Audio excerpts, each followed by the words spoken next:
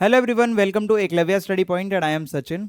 आज मैं आप सभी को क्लास 12th हिंदी इलेक्टिव से जो आपकी बुक है अंतरा और अंतराल, इसके मोस्ट इंपॉर्टेंट क्वेश्चन आंसर्स करवाने जा रहा हूं। सभी चैप्टर में से जितने भी आपके मिड टर्म एग्जाम में चैप्टर आ रहे हैं उसमें से जो इंपॉर्टेंट क्वेश्चन बनते हैं लॉन्ग वाले, वो आपको करवाने जा रहा हूं। तो अगर आपको कुछ भी पूछना है तो आप इंस्टा पे मैसेज करके पूछ सकते हैं। यूजर नेम आप सभी के सामने दिया हुआ है। तो अगर आप आज जितने क्वेश्चंस आपको करवाए जा रहे हैं इनको करके जाओगे तो बहुत ज़्यादा चांसेस है कि इसी में से क्वेश्चन आपके आ सकते हैं। तो यहाँ पे सबसे पहला हमारा क्वेश्चन है, लेखक ने अपने पिताजी की किन किन विशेषताओं का उल्लेख किया है।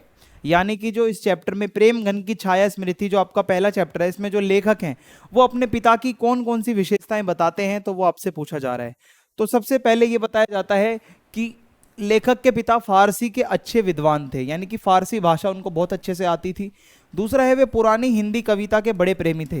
देखो, एक होती है आधुनिक हिंदी कविता जो बिल्कुल मॉडर्न समय में लिखी गई है, एक होती है पुरानी हिंदी कविता जो हिंदी की स्टार्टिंग में लिखी जाती थी।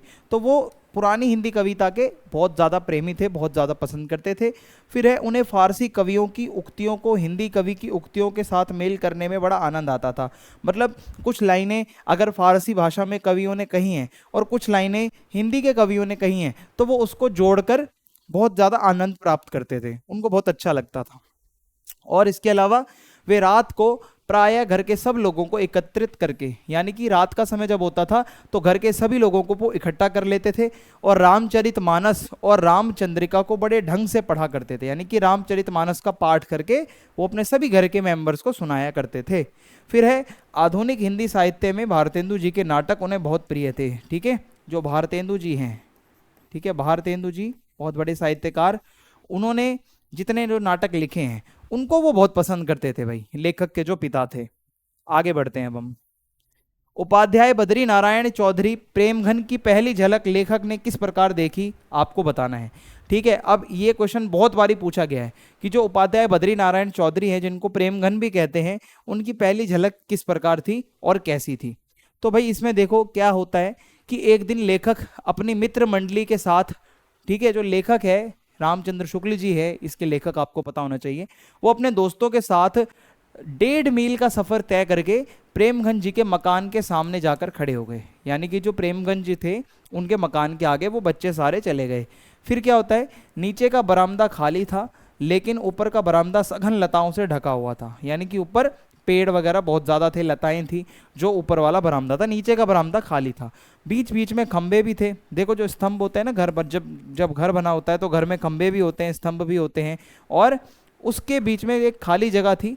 और वहीं पर जब वो देखते हैं तो वहाँ पर अभी तक तो उन्हें कोई नज़र नहीं आ रहा। बच्चे बहुत ज़्यादा एक्साइटेड हैं देखने को कि वो जो प्रेमगंज जी हैं वो कैसे दिखते हैं।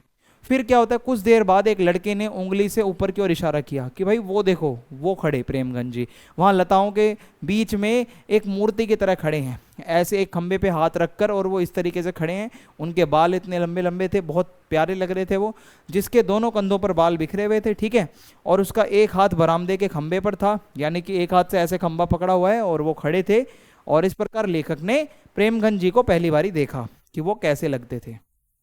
अगला प्रश्न है, प्रस्तुत संस्मरण में लेखक ने चौधरी साहब के व्यक्तित्व की किन किन पहलुओं पर जो है बात करी है या किन पहलुओं को उजागर किया है।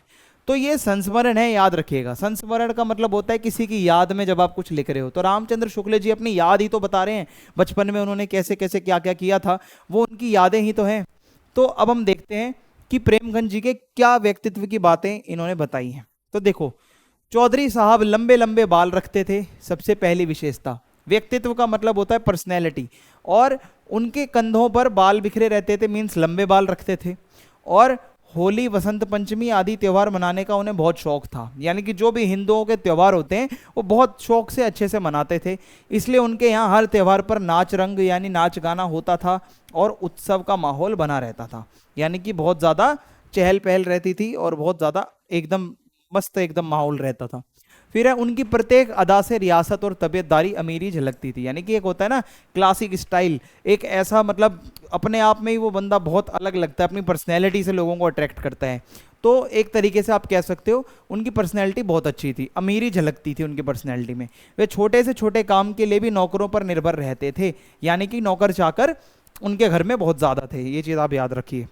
नौकरों के साथ संवाद करने का उनका लहजा बहुत अच्छा था। अब इसका ये मतलब नहीं है कि नौकर बहुत ज़्यादा हैं तो वो नौकरों से अच्छे से बात नहीं करते थे, ऐसा नहीं है। नौकरों से वो बहुत ही ज़्यादा अच्छे से बात करते थे, उनका बात करने का लहजा बहुत अच्छा था।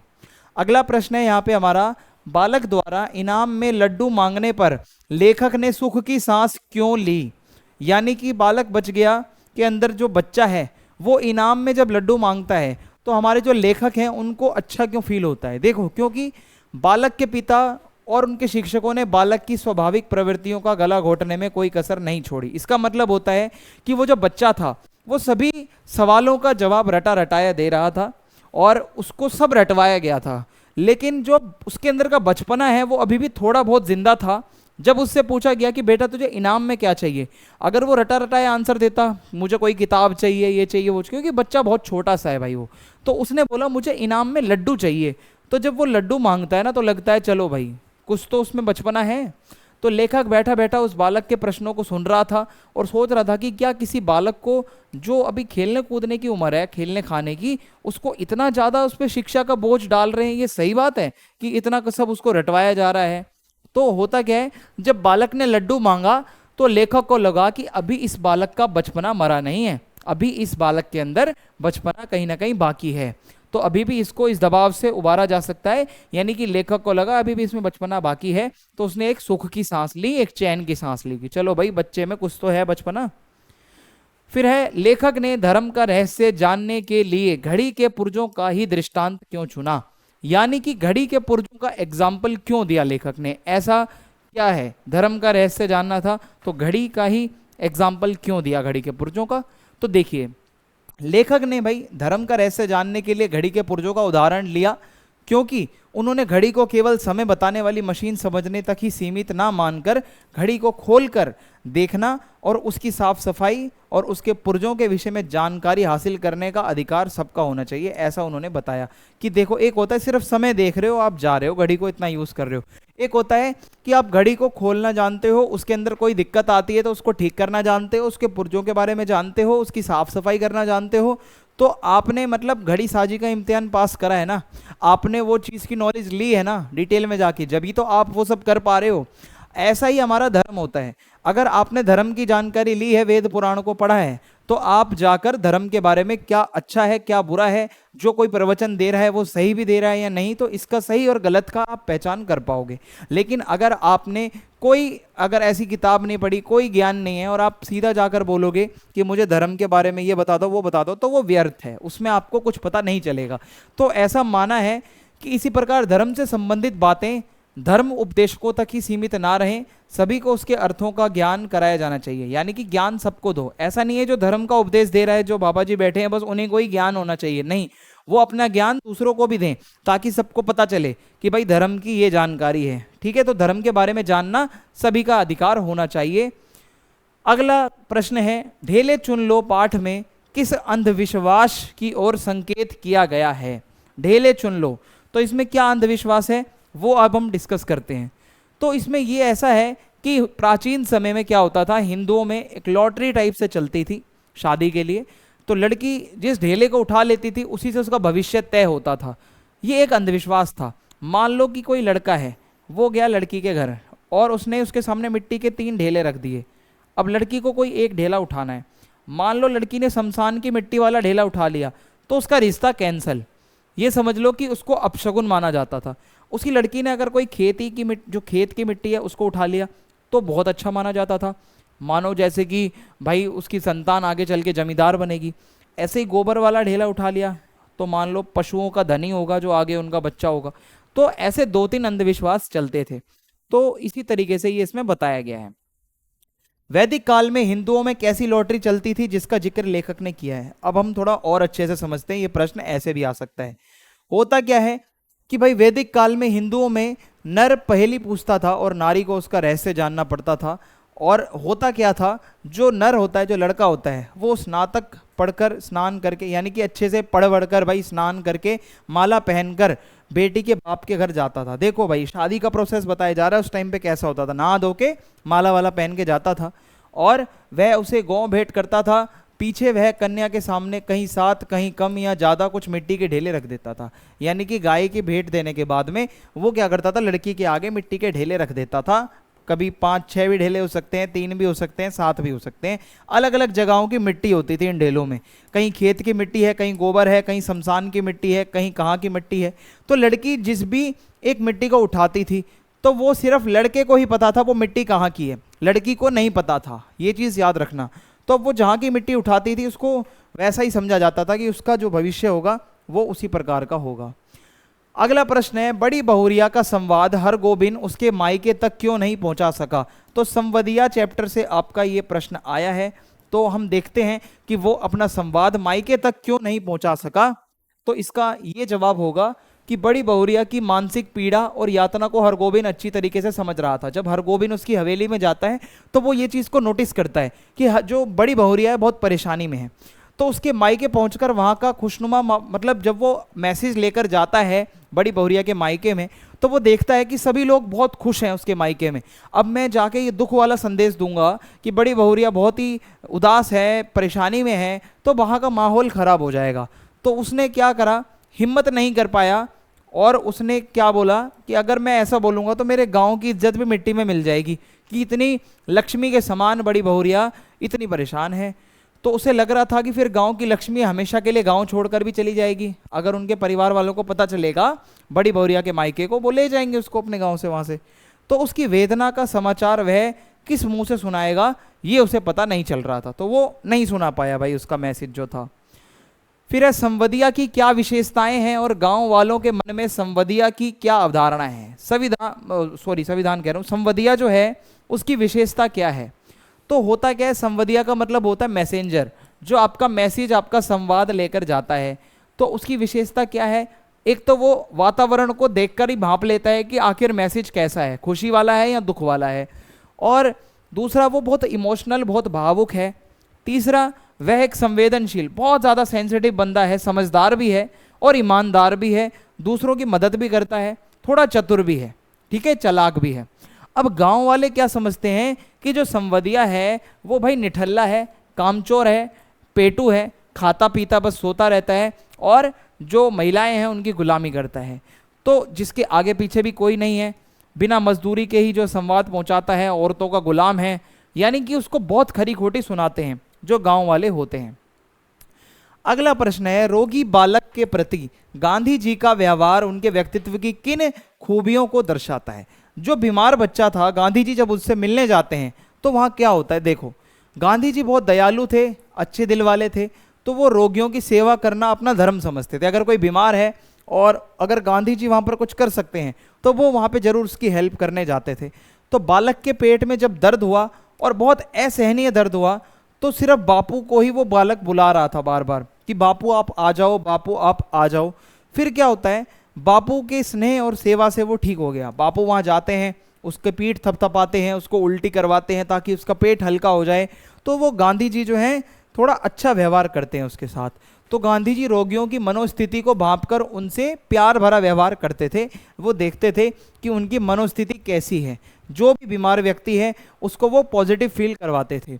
तो जिन रोगियों के पास लोग जाने से कतराते हैं, जैसे कि भाई किसी को टाइफाइड है या फिर कोई और बीमारी है, तो लोग ना पास नहीं जाते उसके, पर गांधी जी वहाँ पास जाते थे, बैठते थे और आराम से समझाते थे।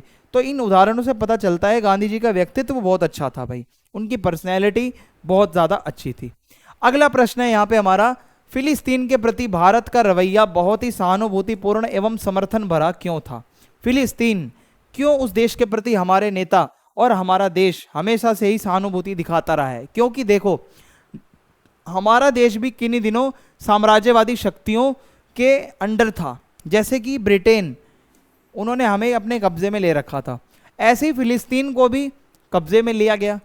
साम्राज्यवादी शक्तियां कई देशों पर अन्याय कर रही थी और अपने कंट्रोल में, अपने अंडर में ला रही थी। तो भारत खुद फिलिस्तीन की तरह ही एक साम्राज्यवादी शक्तियों के अन्याय का शिकार रह चुका था, अंग्रेजों का। आप सभी को याद होगा, सन 47 में हम आज़ाद हुए थे। तो इस अन्याय के खिलाफ भारत आवाज़ उठाता भी था, और जो दूसरे देश भी अगर आवाज़ उठा रहे हैं तो भारत उनका खुल के सपोर्ट करता था, समर्थन पूरा करता था। तो भारत के जो लोग हैं वो फिलिस्तीन के लोगों को सही मानते थे और उन्हें भी आंदोलन के लिए समर्थन देते थे कि भाई आप अंग्रेजों के खिलाफ आंदोलन करो।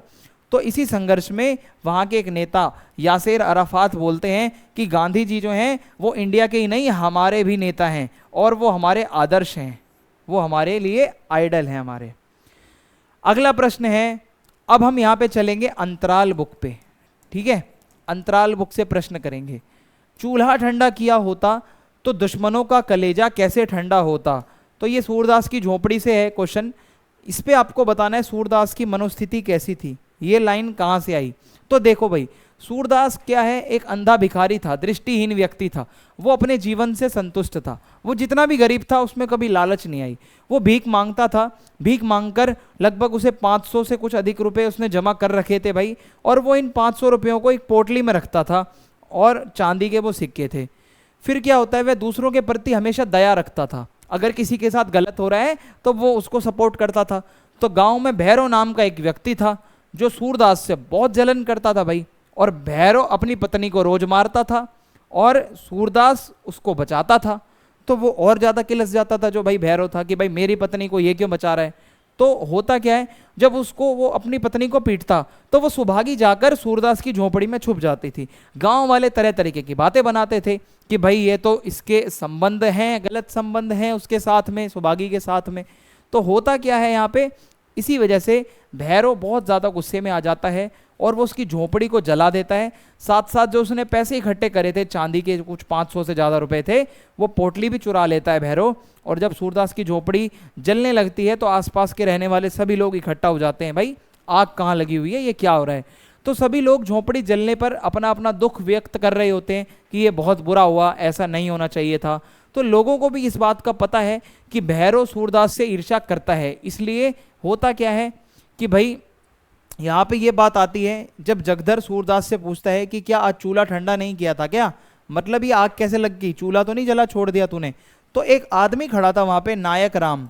नायक राम पता है क्या कहता है, एक बहुत बढ़िया लाइन कहता है। वो कहता है चूल्हा तो ठंडा किया होता तो दुश्मनों का कलेजा कैसे ठंडा होता।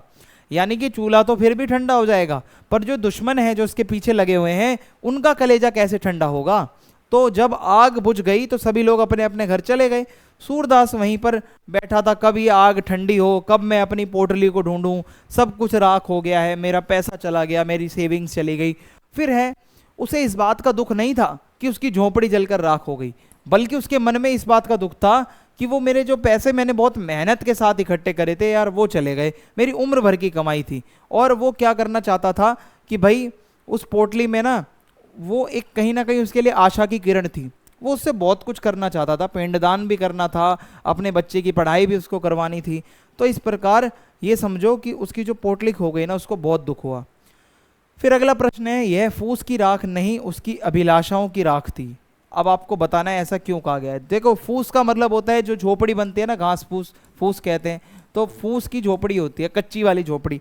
तो वो आग लगी थी ना, तो वो सिर्फ फूस की झोपड़ी नहीं जली थी, उसमें और भी उसकी बहुत कुछ अभिलाषाएं जली। कैसे, देखो भाई, वो सारी उम्र एक झोपड़ी में रहता था, भीख मांगकर अपना पेट पालता था और कुछ पैसे वो जमा करता था।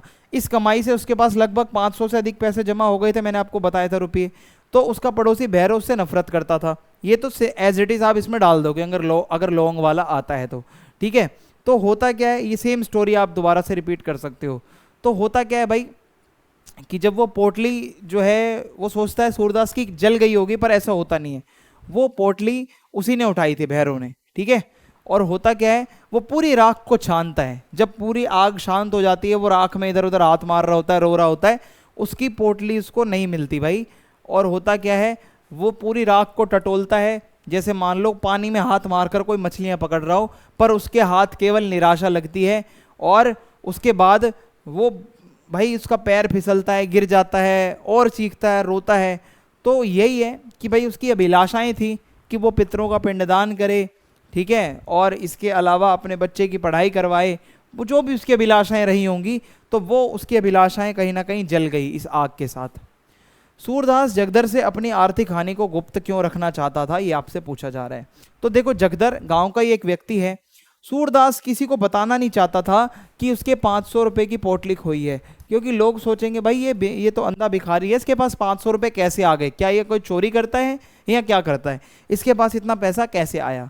तो देखो सूरदास जो है अपनी आर्थिक हानि को गुप्त ही रखना चाहता था, क्योंकि वो नहीं चाहता था कि लोग ये मानने लगे कि अंधे और भिखारी भी धन संचय कर सकते हैं।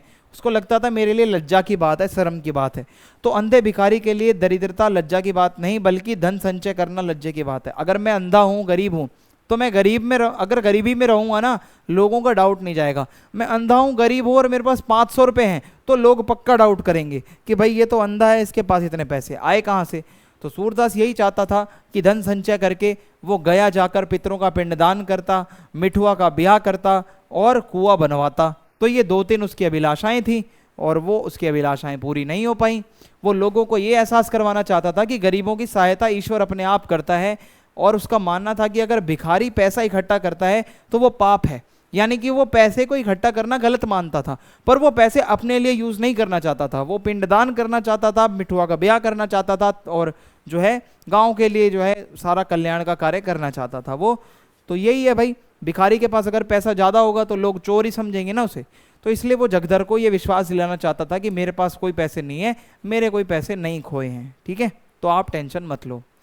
फिर अगला सवाल है यहाँ पे हमारा कि बच्चे का माँ का दूध पीना सिर्फ दूध पीना नहीं है, माँ से बच्चे के सारे संबंधों का जीवन चरित होता है, टिप्पणी करो। जब बच्चा छोटा होता है, माँ का दूध पीता है, तो वो सिर्फ दूध पीना ही नहीं होता, माँ से वो संस्कार भी लेता है। होता क्या है, माँ का दूध ही बच्चे के लिए अमृत समान होता है भाई।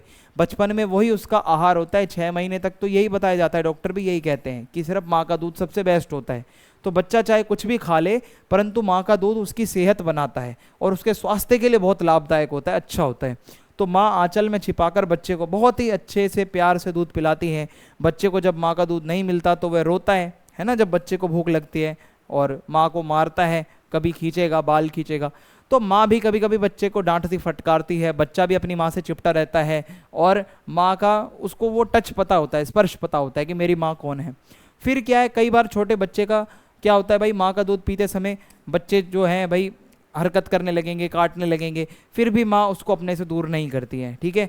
तो माँ का दूध जो है वो बच्चे के साथ, जब वो माँ और बच्चे का एक संबंध है, वो दूध की वजह से और मजबूत होता है। और यही है कि भाई जीवन का निर्माण होता है बच्चे का, तो भाई बहुत इंपॉर्टेंट है जो माँ का दूध है। गर्मी और लू से बचने के लिए उपाय कौन से बताए गए हैं, वो आपको बताना है इस चैप्टर में। क्या आप भी उन उपायों को कभी पहले जानते हो, परिचित हो? क्या आप भी उन उपायों का प्रयोग करेंगे कभी, अगर ऐसा कुछ होता है तो? देखो होता क्या है, हमारे भारत में, खासकर मध्य भारत में, ग्रीष्म ऋतु जब गर्मी होती है तो बहुत ज़्यादा गर्मी पड़ती है, टेम्परेचर होता है भाई बहुत ज़्यादा हाई। तो होता क्या है, हवा गर्म हो जाती है, और यही जो गर्म हवा होती है इसको लू कहा जाता है। जब लू चलती है तो ये गर्म हवाएं बच्चों को ना बहुत बुरी तरीके से अफेक्ट करती हैं, असर डालती हैं। कि भाई गर्मी के दिनों में लू लगने से क्या होता है, बहुत ज़्यादा बीमार बच्चा पड़ जाता है। तो बिस्नाथ के अनुसार, जो बिस्नाथ एक कैरेक्टर है हमारा इस स्टोरी में, वो कहता है कि जो उसकी माँ है वो लू से बचने के लिए धोती या कमीज से प्याज बांध देती थी। उसकी जो धोती होती है या जो उसका कमीज होता है उससे वो एक प्याज बांध दिया करती थी। और कच्चे आम का पन्ना भी लू से बचने का एक अच्छा उपाय है, ठीक है। कच्चा आम जो होता है उसका पन्ना, और कच्चे आम को भून कर गुड़ या चीनी में उसको शरबत के साथ खाना, वो भी अच्छा होता है। शरीर पर उसका लेप लगा लो, वो भी अच्छा होता है। पानी में नहाओ, तो ये भी आप कर सकते हो लू से बचने के लिए। या फिर भुने या फिर उबले कच्चे आम को पानी में मिलाकर सर धो लो, ये भी अच्छा उपाय होता है भाई। तो हम भी लू से बचने के लिए इन उपायों से भाई मतलब कभी ना कभी यूज़ कर सकते हैं अगर लू किसी को लगती है। फिर लेखक ने किन आधारों पर अपनी माँ की तुलना बतख से करी है? इस चैप्टर में एक बतख वाला वो आता है सीन, कि बतख को देखता है जब लेखक तो उसको अपनी माँ की याद आ जाती है।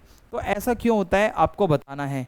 तो देखो भाई, खतरों से बचाना, जैसे इंसान जो ह्यूमन होते हैं, मानव होते हैं, उनकी जो माता होती है, जो माँ होती है, वो खतरे को देख लेती है कि भाई कैसे, ऐसे देखो बतख की जो माँ होगी वो अपने पंख फैलाकर अपने अंडों को दुनिया की नज़रों से बचाकर रखती है। वैसे ही हम मनुष्यों की माँ भी बच्चों को जो है दुनिया के खतरों से बचाती है, जो हम सबकी माँ होती हैं। फिर है सतर्कता, जो बतख की माँ होती है वो बहुत सतर्क रहती है, बहुत एक्टिव रहती है, अवेयर रहती है, कोई भी नुकसान ना पहुँचे। तो जैसे बतख की माँ अपनी पैनी चोंच से सतर्कता बरतते हुए बहुत कोमलता से अंडों को अपने पंखों के अंदर छुपा के रखती है, वैसे ही मनुष्यों की माँ भी जब बच्चों को डांटती है या मारती है तो वो इस चीज़ का ध्यान रखती है कि बच्चे को कोई नुकसान ना पहुँचे। फिर उसके बाद आने वाले खतरों को भांपना। जो बतख की माँ होती है उसको ये लग जाता है कि भाई आने वाला खतरा क्या है, मेरे बच्चों को किस चीज़ से खतरा हो सकता है, कौवे से खतरा हो सकता है। तो ऐसे में मनुष्यों की माँ जो होती है वो भी अपने बच्चों को आने वाले खतरों से बचाती है। अब मैं आपको काव्य खंड से कुछ इंपॉर्टेंट क्वेश्चन करवा देता हूं, ठीक है। काव्य खंड से जो जो इंपॉर्टेंट क्वेश्चन बनते हैं। तो पहला है, देवसेना की हार या निराशा का कारण क्या है? देवसेना क्यों परेशान है, उसकी हार का कारण क्या है? तो देखो, देवसेना के भाई बंधु वर्मा और उसके पूरे परिवार को हूणों ने मार दिया। हूणों ने आक्रमण किया था जब, तो देवसेना का भाई, उसका पूरा परिवार मारा गया था। और भाई की मृत्यु के बाद देवसेना अकेली ही भाई के सपनों को पूरा करने के लिए राष्ट्र सेवा में लग जाती है। उसके भाई के जो सपने थे देवसेना उसको पूरा करना चाहती थी और वो राष्ट्र की सेवा में लग जाती है और वह स्कंदगुप्त को प्रेम करती थी। अब देखो, देवसेना एक व्यक्ति से प्यार करती है, स्कंदगुप्त को, और स्कंदगुप्त जो है वो किसी और लड़की से प्यार करता था जिसका नाम था विजया।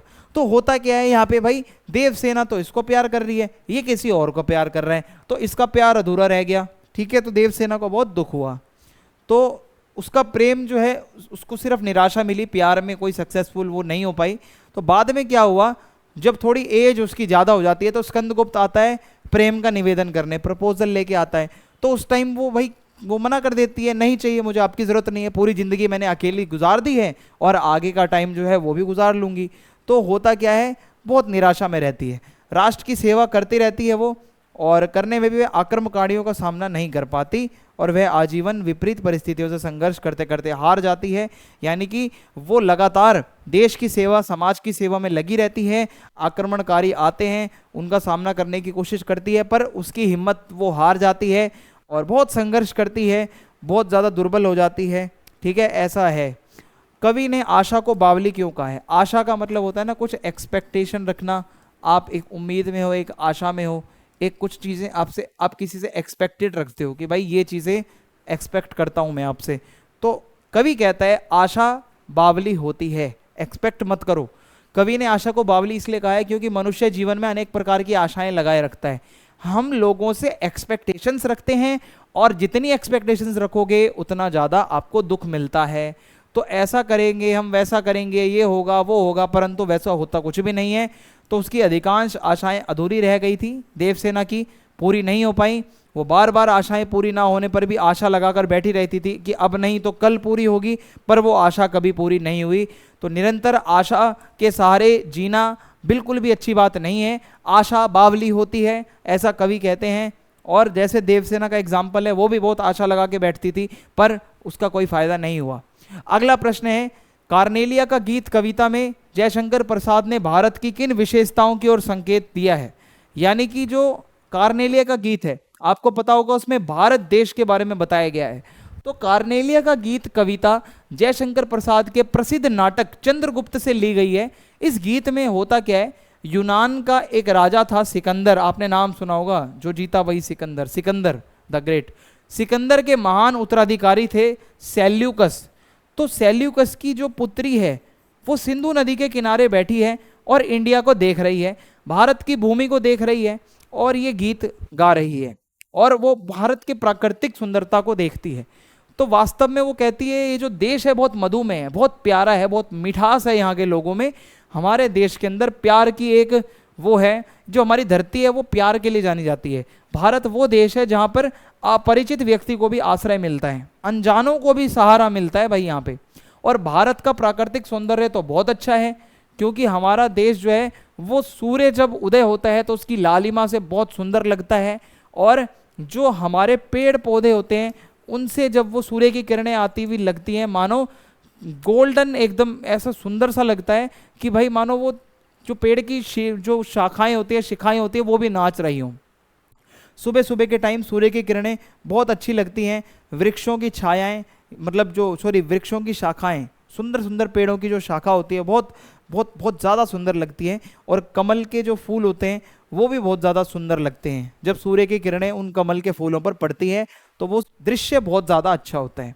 फिर क्या होता है, हरियाली पर मंगलमय कुमकुम, इस वर्ड का मतलब समझो, एक खेत है, वो हरा है पूरा, सूर्य की किरणें आएंगी लाल लाल, तो ये हरियाली पर कुमकुम बिखेरना, कुमकुम यानी कि सूर्य की किरणें, ठीक है। और इंद्रधनुष, जैसे इंद्रधनुष होता है रेनबो 7 कलर वाला, तो ऐसी ही किरणें आती हैं।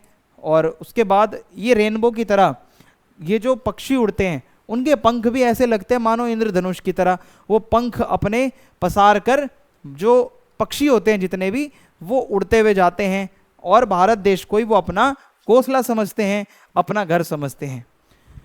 अगला प्रश्न है, जहां पहुंच अनजान क्षितिज को मिलता एक सहारा, इस लाइन के माध्यम से, पंक्ति के माध्यम से भारतवर्ष की किस अनूठी विशेषता का बोध होता है। यानी कि अनजान क्षितिज को मिलता एक सहारा, इस वर्ड का मीनिंग क्या है? देखो भाई, इसमें यह बताया जा रहा है कि भारत की यह विशेषता है कि भारत में अगर कोई अनजान व्यक्ति भी आ जाए ना किसी दूसरे देश से, तो उसको आदर के साथ, सम्मान के साथ पूरा ट्रीट किया जाता है। भारत की संस्कृति में अतिथि देवो भव का एक वो है, ठीक है, कि अतिथि देवता के समान होते हैं। और यहाँ विश्व के कोने कोने से लोग आते हैं, वसुधैव कुटुंबकम, दुनिया को हम एक अपना परिवार समझते हैं। तो भारत की संस्कृति जो है ना वो बहुत अच्छी है, ये इससे पता चलता है। अगला प्रश्न जो है सरोज स्मृति से है, वह लता वहीं की जहां कली तो खिली, इस पंक्ति के द्वारा किस प्रसंग को बताया जा रहा है? क्या बात हो रही है इसके अंदर, वो आपसे पूछा जा रहा है। तो देखो भाई, इस पंक्ति में ये बताया जा रहा है, जो कवि हैं, जो सूर्यकांत त्रिपाठी निराला जी कवि हैं, वो ये बताना चाहते हैं कि सरोज की माता उस परिवार की थी जिस ननिहाल में सरोज कुछ दिन ससुराल में रहने के बाद गई। तो सरोज का जो ननिहाल था, सरोज का ननिहाल मीन्स जो सरोज की माताजी थी उनका मायका, उनका परिवार। तो जो सरोज है वो कुछ समय तक अपने ननिहाल में रही, ठीक है। सरोज उसी लता रूपी माता में कली के रूप में खिली थी, यानी कि लता उसकी माता और उसकी एक कली है वो सरोज है। यहाँ लता सरोज की माता के लिए यूज हुआ है और जो कली वर्ड है वो सरोज के लिए यूज हो रहा है। तो सरोज की माता का तो वह मायका था ही, लेकिन सरोज भी अपनी माता की, जब उनकी माता की डेथ हो गई थी तो वो अपने ननिहाल में कुछ समय तक रही थी, ठीक है। तो सरोज के बारे में ये चीज़ आप याद रखना, ननिहाल में ही सरोज का पालन और पोषण हुआ था। अगला प्रश्न है, दीप अकेला, यह दीप अकेला के प्रतीकार्थ को स्पष्ट करते हुए यह बताइए कि उसे कवि ने स्नेह भरा, गर्व भरा एवं मदमाता क्यों कहा है। तो यह दीप अकेला से ये प्रश्न पूछा गया है आपसे। तो देखो भाई, इसमें क्या है, कवि ने यह दीप अकेला, स्नेह भरा, गर्व भरा, मदमाता क्यों कहा है? क्योंकि इस कविता में कवि ने बताया है कि दीप अकेला ये एक ऐसा प्रतीक है जो कि आप ये मान के चलो, आपको एक एग्जांपल देता हूँ। एक दीपक है और इसके चारों तरफ अंधकार है। ये अकेला दीपक जो है ना, ये चारों तरफ जहाँ भी जाएगा ये गर्व से वहाँ पे रोशनी करेगा, ठीक है। ये इसके अंदर क्या है कि भाई प्रेम से भरा हुआ है, इसका जो तेल है जिससे ये जल रहा है वो प्रेम है। ऐसे ही समाज के अंदर कुछ लोग होते हैं, ठीक है, जो समाज को बहुत ऊपर उठा सकते हैं, लघुता में भी वो अपने समाज को ऊपर ले जाने की क्षमता रखते हैं। यानी कि कुछ ऐसे व्यक्ति जो बहुत एक्स्ट्रा ऑर्डिनरी हैं, उनको आप समाज में जोड़ो, और जब वो जुड़ेंगे तो क्या होगा, समाज का विकास होगा।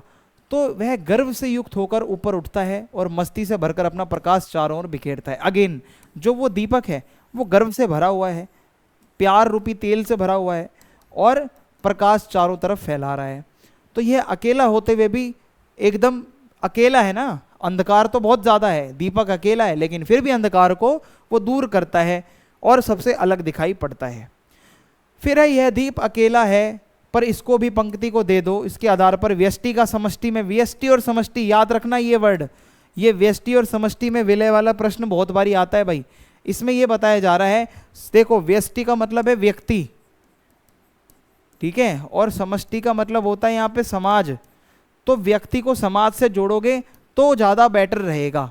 इसमें यह बताया जाता है कि दीप व्यक्ति का प्रतीक है और पंक्ति समाज का। यानी कि एक लाइन आई है ना, यह दीप अकेला, इसको भी पंक्ति को दे दो। पंक्ति यानी कि समाज, जो ऐसा व्यक्ति जो बहुत एक्स्ट्राऑर्डिनरी है, पढ़ा लिखा है, बहुत ही अच्छा है, तो उसको समाज के साथ जोड़ दो, ये कहा जा रहा है। तो दीप को पंक्ति में स्थान देने का मतलब यह है कि व्यक्ति को समाज से जोड़ो, और व्यक्ति अगर सर्वगुण संपन्न है तो वो जब समाज में जाएगा तो ही उसको अच्छी उसकी वैल्यू पता चलेगी वो क्या है। तो समाज के साथ मिलेगा तो समाज की सेवा करेगा, राष्ट्र को मजबूत करेगा, देश को आगे बढ़ाएगा। अगला प्रश्न है यहाँ पे हमारा, मैं जानऊ निज नाथ सुबाहु, इसमें राम के स्वभाव की किन विशेषताओं की ओर संकेत किया गया है, आपसे पूछा जा रहा है। क्या पूछा जा रहा है आपसे, देखो भाई अब समझते हैं। तो इसमें श्री राम का स्वभाव कुछ ऐसा है कि वो बहुत प्यारे हैं, प्रेम, सबके प्रति प्रेम रखते हैं, दया की भावना, ममता, करुणा, ये भाव हैं उनके अंदर, ये इमोशंस हैं। और इसके अलावा वो कभी अपराधी पर भी गुस्सा नहीं करते, अगर किसी ने उनके सामने अपराध भी किया है तो वो गुस्सा नहीं होते। और अपने छोटे भाइयों के प्रति तो वो बहुत ज़्यादा प्यार करते हैं, भरत हो, लक्ष्मण हो, बहुत प्यार करते हैं छोटे भाइयों से। वे स्वयं हार कर भी अपने भाइयों को जिता देते हैं और कभी किसी को, ना तो वो कभी किसी के मन को ठेस पहुंचाते हैं, ना कभी कोई गलत बात करते हैं। ठीक है, वो खेल में भी कभी मतलब हार भी जाते हैं तो भी वो दुखी नहीं होते, दूसरों को जितवा देते हैं खुद हार कर। राम जी के वन गमन के बाद उनकी वस्तुओं को देखकर माता कौशल्या कैसा अनुभव करती है, अपने शब्दों में बताइए। तो जब श्री राम चले जाते हैं वनवास के लिए तो होता क्या है उनके पीछे, वो देखते हैं। तो राम जी के वन जाने के बाद में राजा दशरथ जी की मृत्यु हो जाती है, ये हमें पता है। तो ऐसे में माता कौशल्या बहुत दुखी रहने लगती है। घर में जिधर भी श्री राम से जुड़ी हुई कोई चीज़ें दिखती हैं, बचपन की जूतियां हैं, बचपन के धनुष हैं, तो वो उनको देख के अपने आंखों से लगाती हैं और इमोशनल होकर रोने लगती हैं, बार बार कहती हैं कि हे राम वापिस आ जाओ, दिल से लगाती हैं। तो इस प्रकार बालक राम के नन्हे नन्हे पैरों की सुंदर जूतियां वो देखती हैं, अपने दिल से लगाती हैं कि हे राम आ जाओ। अगला प्रश्न जो है 12 मासा कविता से है। 12 मासा, तो इसमें एक महीना आता है अगन का महीना। अगन के महीने में जो इसमें हमारी मेन जो विरहिणी है, जो एक्ट्रेस या नायिका, जो मेन कैरेक्टर है नागमती, उनकी व्यथा कथा, यानी कि वो कितनी परेशान है अगन के महीने में, ये आपको बताना है। तो अगन वाला क्वेश्चन अगर आता है तो आप बताओगे कि अगन के महीने में दिन छोटे होते हैं, रातें लंबी होती हैं, मौसम होता है ठंडा, यानी कि सर्दियों का टाइम है। और होता क्या है, इस महीने में जो नागमती है वो और ज़्यादा दुखी होने लगती है, क्योंकि भाई हो क्या रहा है, दिन छोटे हो गए हैं, दिन कट जाता है, पर रात काटने में दिक्कत ज़्यादा आती है। अगर आपका प्रियतम आपके साथ नहीं है तो वो इस वियोग को सहन नहीं कर पा रही, जो ये बिछड़न है, अपने पति से दूर रहना, वो नहीं सहन कर पा रही। तो उसे पति की जुदाई में लंबी रातें काटना बहुत मुश्किल लगता है। पति से वो ज़्यादा देर अलग नहीं रह पा रही है, ठंड से कपकपा रही है, सर्दी वाले कपड़े भी नहीं बनवा रही। वो कह रही है मैं कोई कपड़े नहीं पहनूंगी, मुझे मेरे पति जब तक नहीं मिलेंगे, जब तक मैं कुछ ऐसा ठंड से बचने के लिए नहीं पहनूंगी, ना मैं कोई श्रृंगार करूंगी। तो ये जो ठंडी हवाएं हैं ये भी उसको आग के समान लग रही हैं और उसको जला रही हैं। उसे लगता है कि पति के वियोग में उसका जो यौवन है वो पूरी तरीके से जलकर खाक हो जाएगा, जो उसकी जवानी है वो पति से दूर है, और ये सारी जवानी इसकी दूर हो, मतलब जो इसकी जवानी है बिल्कुल ख़त्म हो जाएगी अगर उनका जो प्रियतम है, जो पति है, वो उनके पास नहीं होगा। तो अब एक महीना और है, माघ का महीना। माघ के महीने में क्या इनकी हालत होती है, हालत तो देखो सभी महीने में एक जैसी है, थोड़ा थोड़ा डिफरेंस है बस। अब देखो इसमें क्या है, माघ के महीने में भी बहुत सर्दी होती है भाई, और ऐसे में क्या होता है, दिन काटे नहीं कटते, बहुत ज़्यादा याद आ रही है। और माघ के महीने में थोड़ी बहुत होता क्या है कि माघ की वर्षा के समान उसकी आंखों से निरंतर विरह के आंसू बह रहे हैं। देखो अब यहाँ पे विरह का मतलब होता है अलग होना, किसी से बिछड़ना। तो जब बिछड़कर जो आंसू आ रहे हैं वो पूरा उनके कपड़ों को भिगा रहे हैं, उनके तन बदन को भिगा रहे हैं।